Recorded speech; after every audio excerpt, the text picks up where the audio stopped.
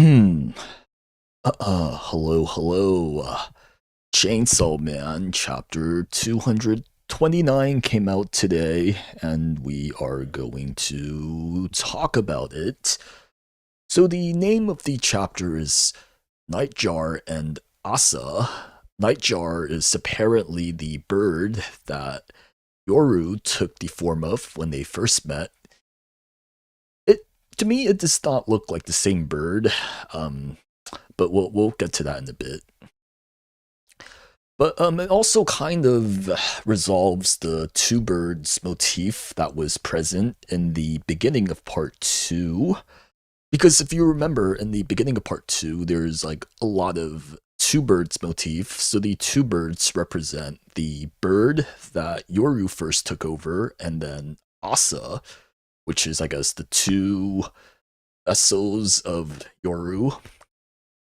But, anyways, the chapter opens with Asa questioning Yoru on why she did what she did. Uh, and to which Yoru talks about the first bird that she took over. Apparently, the bird had depression, and when it eats worms and other prey, it feels guilty. So, Yoru couldn't understand the bird's guilt, his its conscious and everything else with it. And then she drops a banger of a line that Asa, her sins are nothing compared to what devils do, which that makes sense because Asa do feel guilty about a lot of stuff that really aren't her fault.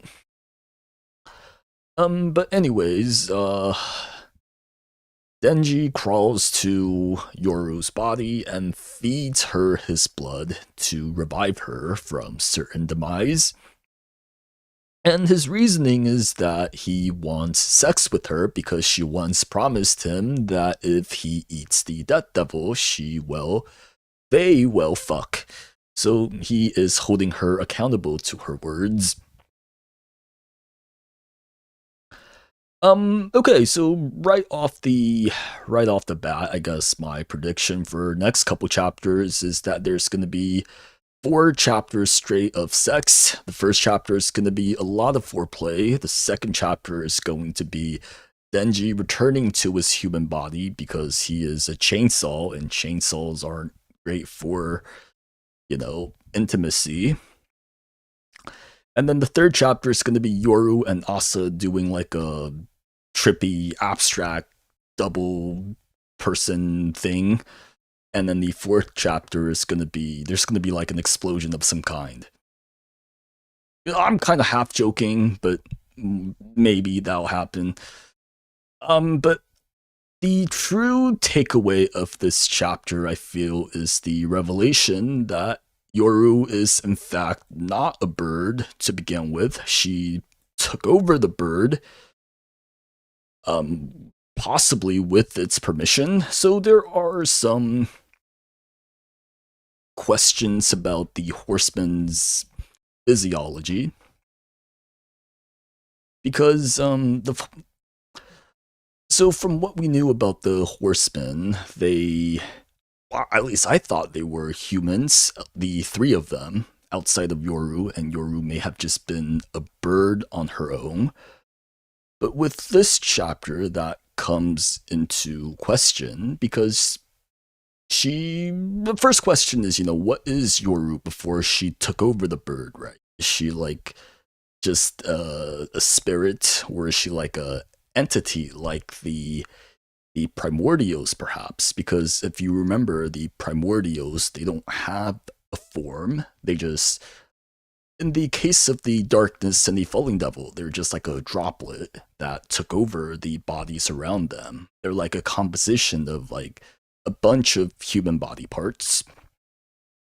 So the physiology of the primordials, could that be similar to the horsemen? Because if we remember, the Death Devil, she could be considered a primordial too, because apparently she's never been killed. And I think that was the previous definition of what it takes to be a primordial.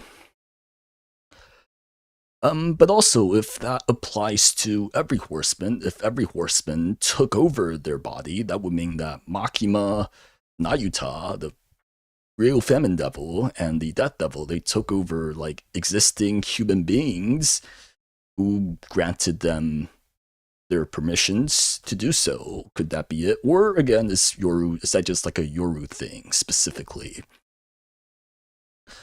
Because one thing I did find strange from the at least when it comes to Nayuta, is that she respawned at the end of part 1 as a child who they later apparently like ages normally. So it's like, if she took over some poor little girl, that would make sense why she has human functions. But at the same time, we have seen other devils with human-like appearance, like the Angel Devil. Angel was almost entirely human, except for the wings and the halo, but otherwise he is very human. Also, I like the implication that the bird Yoru took over is just depressed and gave Yoru permission to just do whatever with its body. So, yeah, I don't know what the implication could be if that's true. I don't think that really changes anything about the story, but otherwise, it could, but if that's true, it could maybe lead to a possibility of Nayuta returning, because if the Horseman Devils don't have a permanent form, maybe they can't be killed in the traditional way, because I guess if you remember, Makima was killed by Denji eating her. Although, if they can't be killed traditionally, they wouldn't have Makima and now Yoru wouldn't have formed the contracts that prevent them from ever dying. And the Death Devil, she did try to kill herself by removing the organs. That didn't quite work. So I guess they could be killed normally, but I don't know. But yeah, that's what I got out of the chapter. Let's see some of the chat. Hello, I think Denji focused on Yoru's promise to counter Yoru's ability. Denji has beaten her physically, and now she even won their bet promise. That is a good point, in that Yoru has admitted defeat pretty much. Like, she knows she's been beaten, so she don't have the mental capacity to turn Denji into a weapon now. Let's see. Primordial is a devil that had never been defeated, but they also described them by natural fears people have since the beginning of time. Darkness, aging. Yeah, but I feel for the horsemen, that applies to most of them. Like death, famine are pretty natural fears. Control and war are like more of man-made, not exactly man-made concept, but like it's more associated with having consciousness. But I don't know. I think they can apply also. Nayuta is a weird case. She started as a kid. She wasn't 0 years old from when Makima died. Even Fami, she showed up as a teenager, and Little D to some extent. Yeah, I think the ages of the characters are kind of why I am leaning towards the whole possession part. I'm thinking like once they possess the humans, they also like suffer human fatalities in theory.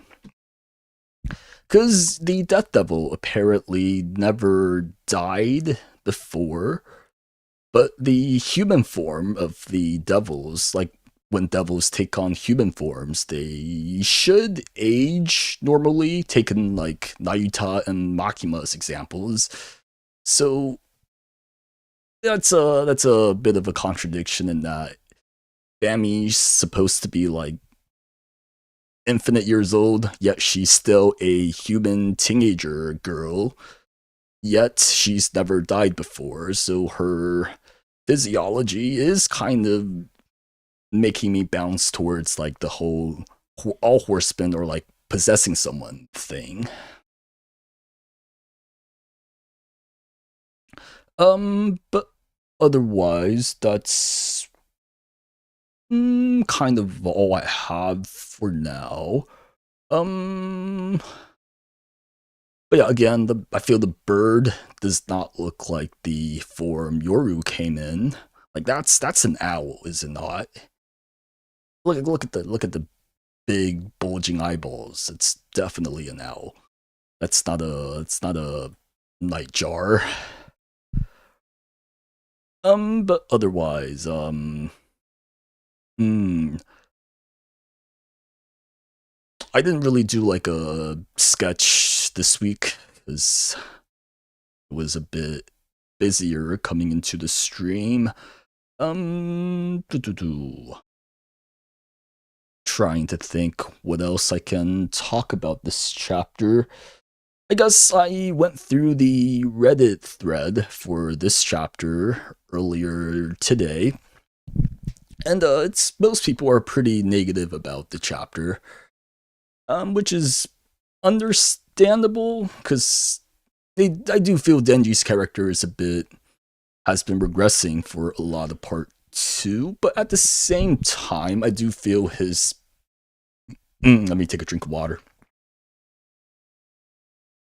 Ooh, I do feel Denji's like 20-ish chapters ago. He did make the promise with Yoru. So I do feel this is like the natural conclusion to that. Where I'm getting at is like if you didn't hate the chapter 20-ish chapters ago where Denji and Yoru are on the rooftop, I feel you shouldn't really I feel like this is like the if you like that chapter, you should like where the direction of where this is heading. If you didn't like that chapter, you shouldn't. I feel like if you like that chapter, but now you don't like this resolution, then it's kind of a bit contradicting there. Um, but I am a little surprised by how negative the comments are. I mean, I am not particularly like the biggest fan of the direction of where this went, but mm, we'll see where it goes.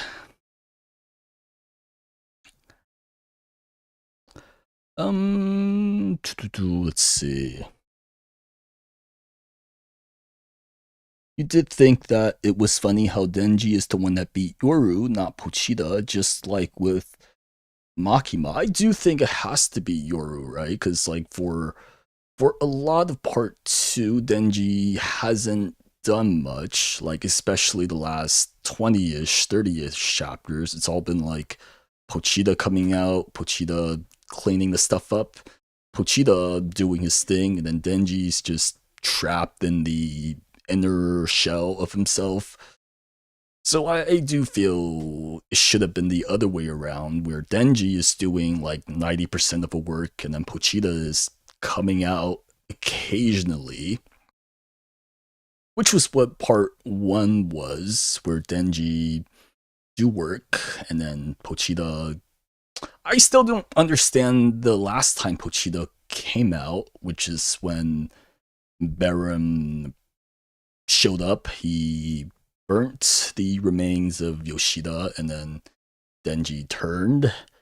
I didn't quite understand that. I don't know if he like turned out of anger of seeing Barum, or if Barum did something to activate Denji's trigger.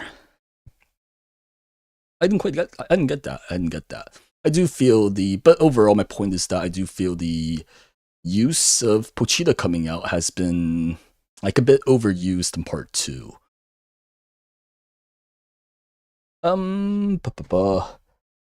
Denji is the happiest that there is no break next week. Yes, I thought there might be, because Fujimoto's been taking a lot of breaks recently, and today, I think today or tomorrow is like Lunar New Year, which they don't necessarily celebrate in Japan, but um, you know, I don't necessarily think there are like Denji and Yoru are going to be doing it in the streets. I think that's a bit crude, even for them. So they might go somewhere more private first. But at the same time, the streets are, I don't think people are gonna stick around for in the streets of like collapsing buildings. So they do have, in theory, they should have a lot of space to themselves. Hmm.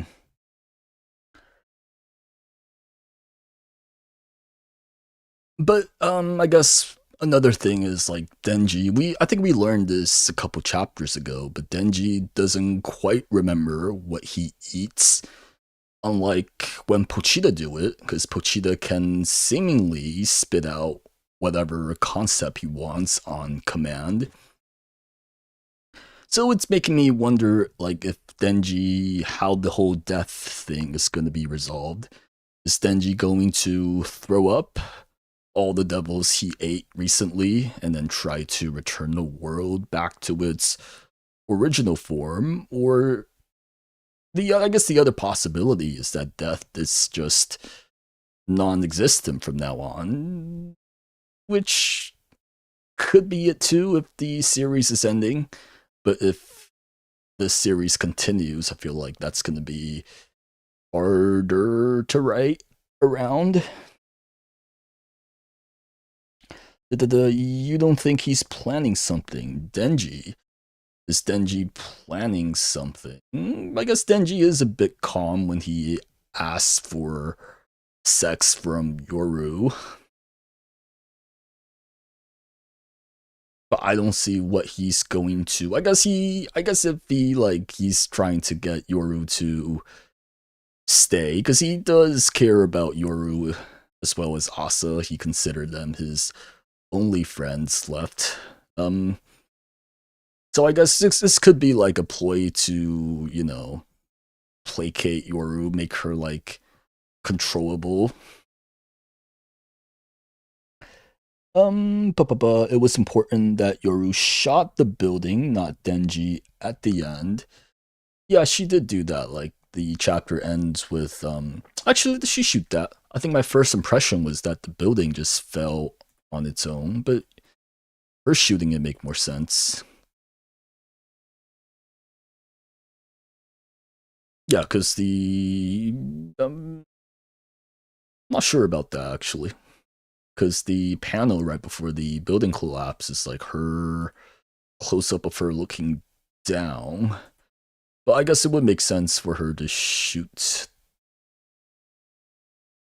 But yeah, the chapter ends with Yoru bending over, laughing over Denji's torso. But there's an important thing missing though, then that's Denji's lower half. Because he wants sex, but he can't get that if he has no legs or no things under his legs. Because right now he is just an upper body, so he needs to find a. I guess he needs to find some blood to replenish his lower half to do what he wants next chapter, which could fall into the foreplay category that I mentioned. Um, but the logistics of how they are going to get together is a bit puzzling because they need to find Denji some legs and they need to get him out of his chainsaw form, because if you remember, that was what Pochita was struggling with. He wanted to hug people, but then because he is a combination of like 6 different chainsaws, they die when they hug him. So that's something that they will need to perhaps figure out. And there's also the issue of consent, because while Yoru could be into it, Asa might not be. And there is the possibility that what Yoru promised Denji was a contract, possibly. So if it is a contract, then Yoru would be obligated to do it, otherwise she and Asa will die, but Asa may not be exactly into that, so this is where the consent part gets a little blurry. But he's gonna try to break their contract to free Asa. Why would he act like that if he said all those things to Asa? It's possible, but I guess the impression I got from Denji is that he cares about both Yoru and Asa. But you could be right. We'll see what happens. I think I've been making like these chapter discussion streams for, oh god, it's almost like 3 years now. And I made a lot of predictions, and I think that the amount of them that were right were like single digits. I wonder if contract and promise work in the devil lore. How contract and promises work in the devil lore. I guess my previous impression is that they have to specifically state that this is a contract, right? Because I was thinking of all the contract moments in part 1. I think the party that made the contract, that proposed the contract, the devils that like made the contracts were always very specific that this is a contract. Because I'm thinking of when Power talked to Denji for the last time, she was like, this is a contract, Denji. And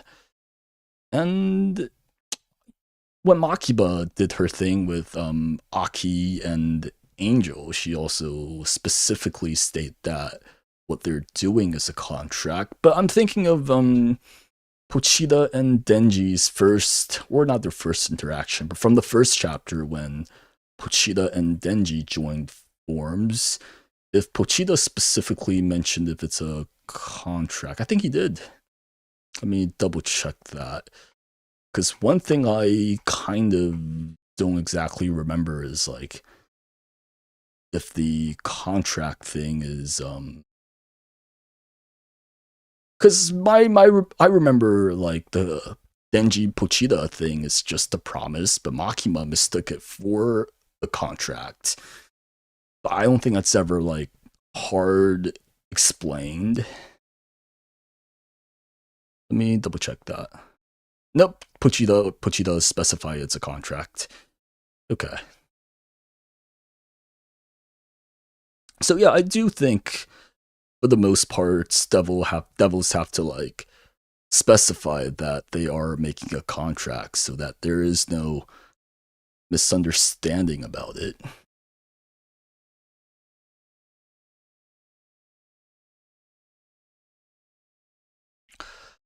But yeah, I think that's more or less where let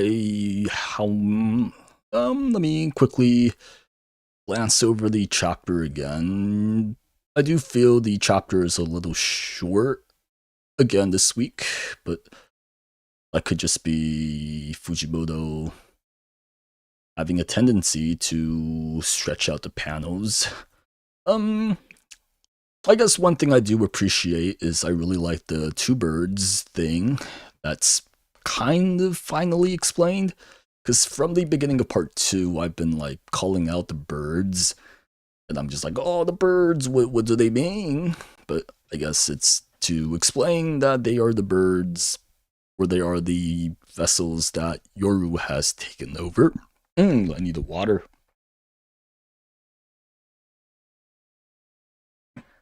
Ooh, but yeah. But I think that's more or less all I got for this chapter. Yeah. Yeah, that's about all I have for this week. Thanks for joining me. I'll see you guys next week. Bye bye.